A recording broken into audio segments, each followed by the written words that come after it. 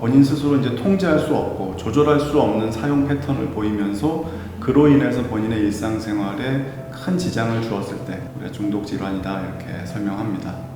네. 그 보상이랑 대한신경정신의학회 공식 채널입니다. 네, 저희가 오늘은 중독에 대해서 살펴볼 텐데요. 저희가 흔히 알코올 중독, 도박 중독 이런 얘기 많이 하지만 일상생활에서도 중독이란 단어를 많이 사용하고 있거든요. 그렇다면 대한신경정신의학회에서 이야기하는 이 중독은 무엇일까요? 네, 오늘 중독에 대해서 자세하게 이야기해 주실 선생님들 모셨습니다. 한 분씩 소개 부탁드릴게요. 예, 안녕하세요. 저는 국립정신건강센터 중독정신과에서 근무하고 있는 조근호라고 합니다. 네, 안녕하세요. 저는 한양대학교병원 정신건강의학과에서 근무하고 있는 노성원입니다. 선생님, 그러면 중독은 과연 무엇일까요? 중독이라고 하는 자체는 이제 어떤 사람이 항상 벌어지고 있는 일 중에서 어떤 일에 많이 집중하게 되는 걸 좀 더 심하게 해서 그것 때문에 그 사람의 일상생활이나 그 사람이 해야 되는 역할을 제대로 못하게 만들고 그것 때문에 본인도 힘들어지고 그 사람들의 가족도 힘들어지고 그 사람의 삶도 망가지는 심각한 정신과적인 질환이라고 얘기할 수 있습니다. 그렇다면 이 중독에 이르게 되는 원인이 있을 것 같거든요. 네, 뭐 다양하게 설명할 수 있는데 일단 우리 뇌에는 이제 보상회로라고 하는 부위가 있습니다. 이 보상회로가 자극을 받게 되면 뇌 전두엽 쪽에 이제 도파민이라는 신경 전달 물질이 분비가 되게 되고 그 도파민이 분비가 되면 이제 우리 뇌에서는 쾌락을 느끼게 됩니다. 우리가 일상생활에서 즐거움을 일으키는 물질이나 행동은 다 도파민을 분비시키게 되죠. 하지만 이 중독에 이를 만큼 심각한 질환을 일으키는 원인 물질이나 행동은 그 도파민을 분비하는 양이 굉장히 큽니다. 그래서 일상생활에서 느끼는 소소한 행복에서는 즐거움을 잘 못 느끼게 돼요. 그래서 중독 물질이나 행위가 이런 도파민 분비를 통해서 과도한 뇌의 자극을 일으켜서 중독 질환이 생긴다고 설명할 수 있겠습니다. 그 보상회로라고 하는 게 특별한 누구한테 있는 게 아니라 모든 사람한테 다 있거든요. 쥐부터 시작해서 토끼도 있고 강아지도 있고 원숭이도 있고 사람도 있단 말이에요.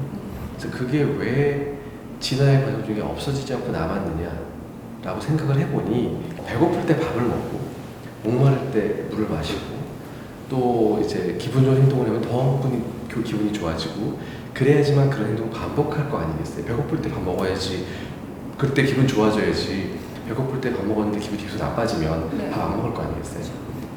그래서 사람이나 모든 동물의 기본적인 행동이 아주 핵심이 되는 그 기점이었는데 인류가 그걸 자극하는 방법을 알아낸 거예요. 네. 알코올로 찾아냈고 담배로 찾아냈고 마약으로 찾아냈고 또 그 이후에 그런 물질이 아니어도 다른 것도 자극이 된다는 걸 찾아낸 거죠.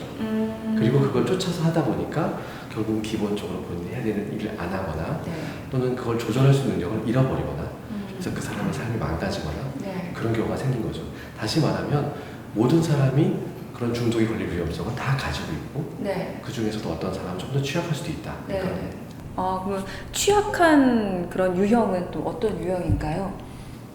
성격적으로는 이제 좀 새로움을 잘 추구하는 성향이 있는 사람, 또 충동적인 성격 특성을 가진 사람이 아무래도 같은 중독 물질에 노출되고 중독 행위를 하더라도 더 그 중독 질환에 빠질 가능성이 높고 또 좀 전에 말씀드린 그런 보상회로에서 분비되는 도파민이라는 신경 전달 물질이 뇌가 다 성숙하기 전에 청소년 시기에 전두엽에 노출이 많이 되면 그런 충동성이 더 강화되고 뇌가 성숙할 기회를 잃어버립니다. 이 전두엽이라는 곳의 의미는 뇌의 어떤 관제탑 역할을 해요.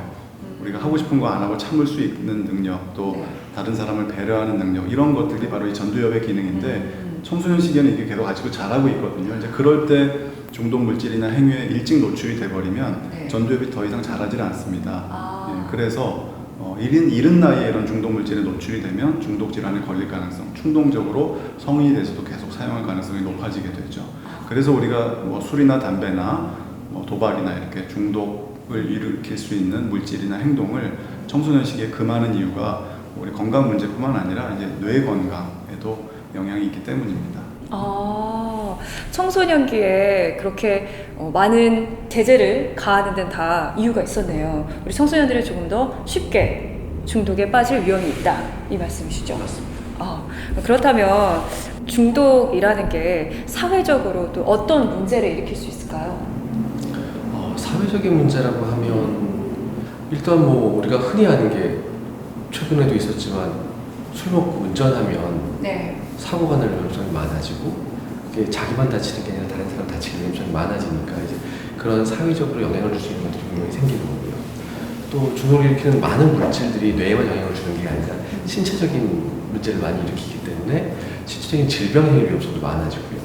또 이따 얘기했지만 도박이나 뭐 게임이나 그런 것들은 그걸로 이어지는 뭐 금전적인 손해라든지 그걸로 이어지는 가족관계의 어떤 망가짐, 또 그런 여러 가지 폐해들이 다 같이 일어나죠. 그래서 중독은 그냥 그걸 많이 해서만이 문제가 아니라 그걸 많이 한 다음에 벌어지는 그 다음에 여파가 너무 커서 그래서 문제가 더 크다라고 만들 수 있는 거죠.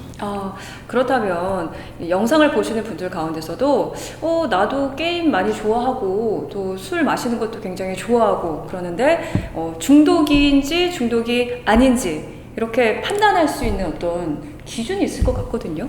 네, 보통 우리가 생각할 때는 뭐 술을 얼마 이상 마셔야 된다, 뭐 네. 일주일에 며칠 이상 마셨을 때 알코올 중독 이렇게 흔히 생각하기 쉬운데 그런 양적인 개념은 사실은 진단 기준에 나와 있지 않습니다. 네. 다만 중요한 것은 그 중독 물질이나 행위를 본인 스스로 이제 통제할 수 없고 조절할 수 없는 사용 패턴을 보이면서 그로 인해서 본인의 일상생활에 큰 지장을 주었을 때 우리가 중독 질환이다 이렇게 설명합니다. 그렇다면 이 중독을 치료하는 방법이 있을 것 같거든요. 예, 중독은 분명히 질환이고 네. 그 질환이 명확해진 이후에 어떻게 하면 극복할 수 있을지 많은 연구자들이 고민을 했고요. 뭐 알코올이면 알코올, 도박이면 도박, 게임이면 게임, 또 마약이면 마약 다 별도로 거기에 따라서 특성이 분명히 존재하고 그 특성에 따른 치료법도 존재합니다.